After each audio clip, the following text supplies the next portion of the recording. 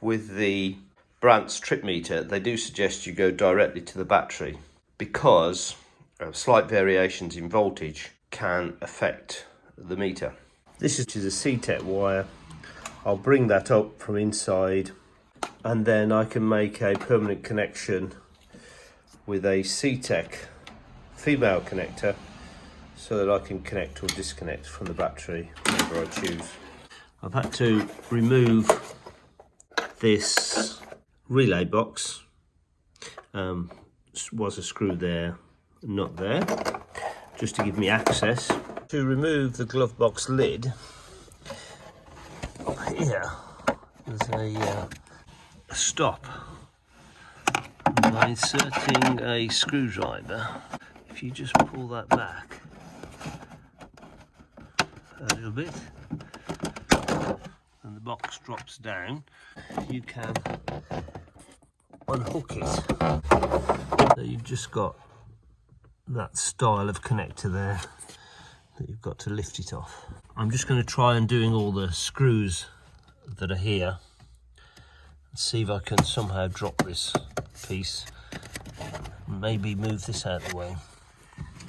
So there seems to be one screw there, there's one there that I've already removed, there's another one there, one at the back, another one there. It also seems to be held in by that bolt there. Also need to remove that connector. Finally, there was a 10mm nut which was attached to a bolt head that was there. With that removed, and maybe I didn't need to undo all of these, I can force the shelf down, and that's the grommet that I want to go through with those little yellow points on it.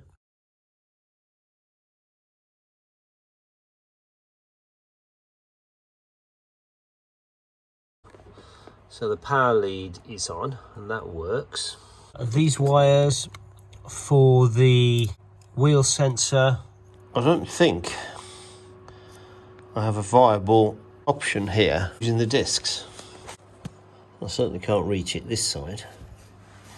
And I can't do it from above either because everything's just too close. And these are 1.9 discs with Girling calipers. So they're not the 1.6 GTI discs.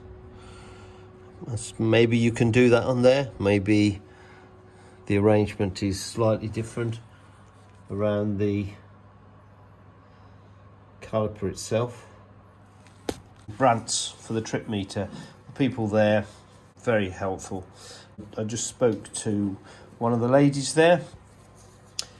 Even if I could have got to the wheel stud at the back of the disc, it's only about 12mm in diameter, and the lady was saying that if I was going to put tabs on the rear drums, then the tab should be, I think she said, 20% larger than the sensor, which is also 12mm. So it may not have worked particularly well, even if I could have got longer bolts. These are called Wago connectors, and I use them in lots of car stuff that I do. They're easy to undo. So you just undo the clip and then you can slide the wire out, and it does hold them quite securely. The other thing you should do is wrap some tape around to stop that accidentally flipping up, but otherwise it makes a very solid connection and easily undoable. I made a mistake here. There's two Wago connectors there. I'll just undo some of this tape and release these two, because this is effectively coming through the glove box. I needed it to go down this slot here. That coming up inside into the glove box, the fuse. What I've concluded, as per a chap on the 205 GTI drivers for them, is to make a bracket, and I'm going to put the bracket on here. That's just the beginnings of the bracket. So that will go on that mounting point, which is a 13mm, and I will mount the sensor in there, sort of like that. When it's on that mounting point, I should be able to adjust it just by moving it up or down so that it better aligns with any tabs that are on there. The tab has to be 20% larger than the sensor. Test fitting it. I think it's slightly at an angle, so it needs to come over, but also I'm right at the end of the adjustment, so I think I'm going to have to re-bend that. I've got plenty of scope now to drop that back. That'll move up or down, so I can locate it exactly where I want it on the tabs. Just need to get the tabs put on there. Lifting up the back seats, there's a grommet here, and I've just pushed a wire down through there. That's on top of the fuel tank, and that wire has come out here. Then I can pull this wire attached to the sensor back through and up into the car. I ran the wire as somebody else had done on the 205 drivers forum.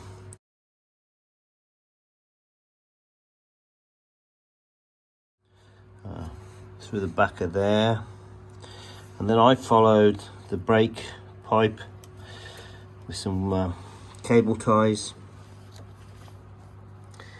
and then that now goes over the top of the fuel tank. This whole unit here obviously moves up and down, which includes this, so I just hope I've left enough slack, I think I have, to allow for that up and down movement on there. I've come up through that hole there, and I've replaced that with a grommet, because this is metal.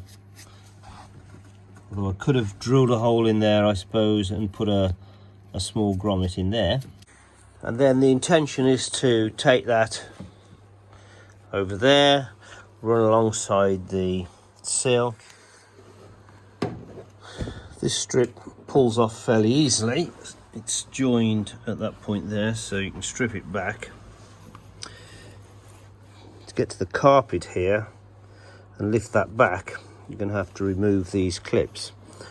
I propose to try and take the wire down this bit of the carpet, which is empty, rather than this top bit. I'm not quite sure what's going to happen here, but that's, if I can go down on that side, it won't affect the shape just there. They seem to come off fairly easily with a screwdriver just underneath.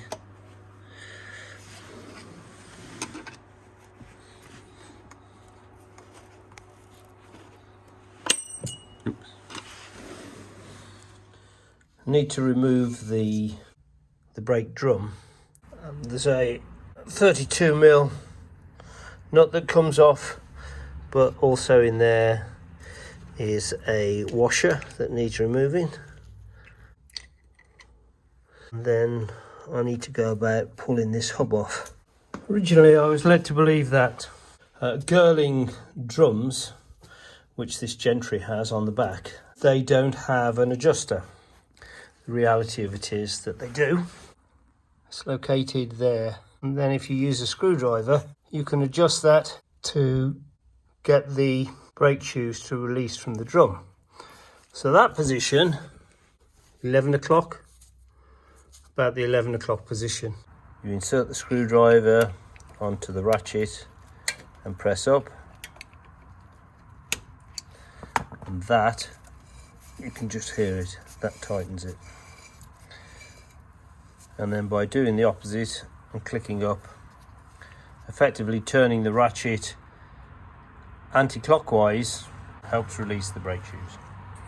I put a Tipex rod through there with some white Tipex on, and I ran it round the inside, and what you can see is that Tipex runs alongside here, and that's part of the one brake shoe, past the springs and right in the middle of that adjuster. So there isn't any way you can drill a hole and do it. You've got to put it on the outside. With the hub off, I can now weld some tabs to this lip on the drum. Possibility of to drill those out rather than weld, and put some very small screws through the tabs. In order to decide on the exact location of these 4 tabs, which I am going to drill and position on here, that's the bar that I'm actually going to cut.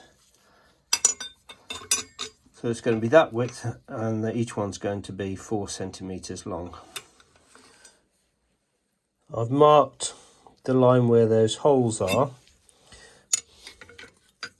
I've marked the center of those holes, there and there, with little white Tipex, and there and there. And then I've taken a line between those 2, and then I've marked the outside, and I've done that in 1, 2, 3, 4 locations. And then I'm now going to use this adjustable square, and then I will mark that on the lip, and that should give me reasonably accurately the 4 center points to attach the tabs to. I've cut 4 tabs, got the center lines marked. I've center punched the center of each of those points where I'm going to put the tab on. I'm going to try drilling it and putting in rivets. That's 2 done. The only thing I'm not sure about is that the rivets will stand up to it. I mean, I hope they will. So drilled this through this direction, because that lip is deeper than that lip.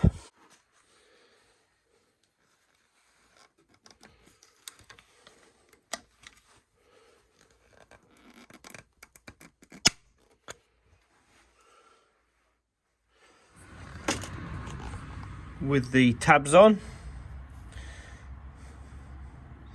and now at the right distance, and you can see here every time one of the tabs passes there's a little red LED which glows just to show it's making the signal.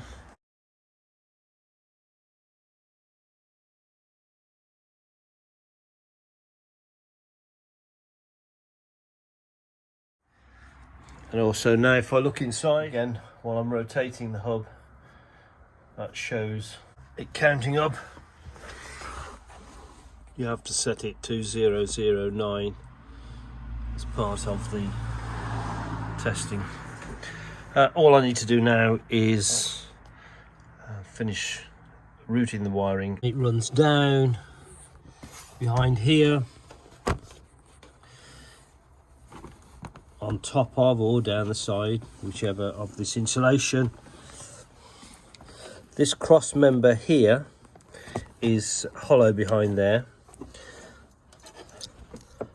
so I will wrap these connectors so they don't accidentally come undone and tuck those into that hollow, and then finish this wire going across here.